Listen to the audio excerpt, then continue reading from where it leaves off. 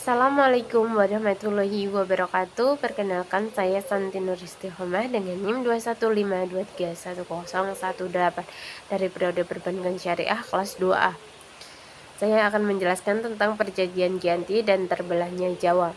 Perjanjian Giyanti merupakan suatu peristiwa di masa silam.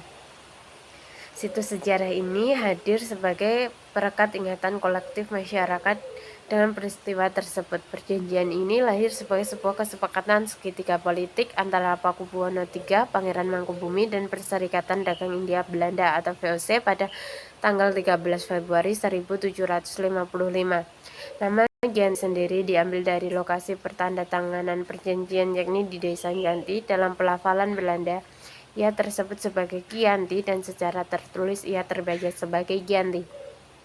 Tempat tersebut sekarang dikenal dengan Dukuh Kartan, Jatiharjo, Karanganyar, Jawa Tengah. Di masa silam, perjanjian Giyanti ini dibuat dalam rangka meredam api konflik yang telah terjadi berlarut-larut pasca perpindahan Keraton Kartosuro ke Surakarta. Api dari peristiwa geger Pacinan ternyata belum mati, tetapi di sumbunya masih ada. Ketika itu Mangkubumi yang membantu Pakubuwono II dalam meredakan api konflik mendapatkan hadiah berupa sebidang tanah dari Pakubuwono II. Namun luas tanah yang diberikan rupanya menimbulkan kecemburuan. Salah seorang pangeran lalu mengeluhkan ketidakadilan terkait hadiah tersebut kepada Gubernur Jenderal Brand von Imhoff. Sang Gubernur Jenderal di Batavia itu pun lantas mengeluarkan keputusan yang membuat tanah tersebut tidak jadi dimiliki oleh Mangkubumi. Perlawanan ini mendorong Gubernur VOC untuk Jawa Utara mengambil sikap untuk menyelamatkan daerah operasionalnya secara tertutup. Hardik melakukan perundingan dengan Pangeran Mangkubumi. Setelah berkali-kali melakukan perundingan, persepakatan dengan keinginan Pangeran Mangkubumi yang juga hendak menjadi penguasa di tanah Jawa, pada 25 September 1754, nota kesepakatan antara VOC dan Mangkubumi terlaksana dan nota tersebut disampaikan kepada Mangkubwono III, sang pengganti Mangkubwono II. Nota tersebut menyatakan bahwa Pangeran Mangkubumi mendapat wilayah pada 4 November 1754. Pakubuwono III menyatakan kesetujuannya terhadap hasil perundingan gubernur juga Jawa Utara dengan Mangkubumi tersebut. Surat pernyataan itu disampaikan oleh Pakubuwono III kepada Gubernur Brand Jenderal VOC. Kesepakatan itu mendorong terjadinya sebuah perjanjian besar yang ditandatangani di Desa Giyanti berupa kilometer di sebelah timur Sukoharjo. Penandatanganan perjanjian Giyanti ini menjadi pangkal dari terbelahnya Jawa menjadi bagian yang dikenal dengan istilah palihan negara. Hal ini menjadi awal mula naik turunnya Mangkubumi di Yogyakarta sebagai Sri Sultan Hamengkubuwono II dengan senopati ing ngalsa Sayyidin Penotogama kekhalifahan. Sejak ditandatangani perjanjian tersebut pada 13 Februari 1755. Akan tetapi keterbelahan masyarakat Jawa tersebut tidak terjadi seketika pasca perjanjian Giyanti. Proses pembagian wilayah dan juga aspek-aspek lainnya seperti bahasa, pakaian mengalami proses panjang perjalanannya. Perjanjian Giyanti yang tidak merinci wilayah pada gilirannya menimbulkan rentetan peristiwa.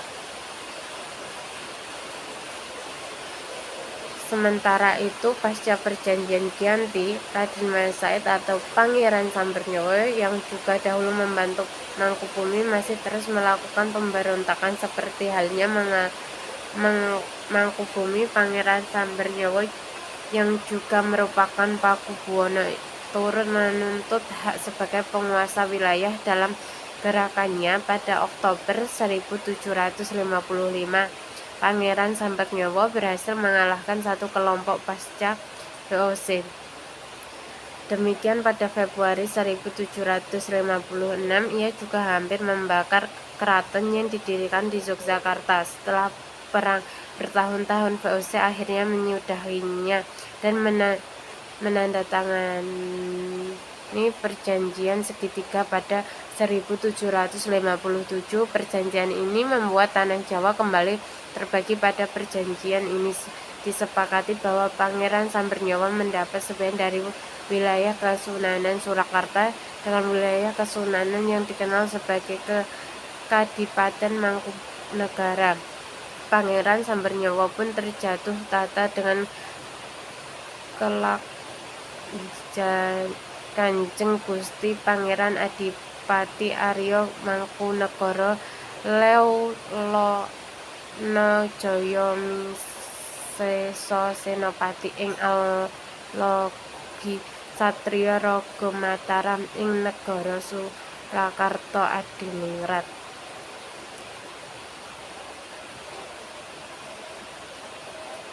Keterlibatan Jawa ini kemudian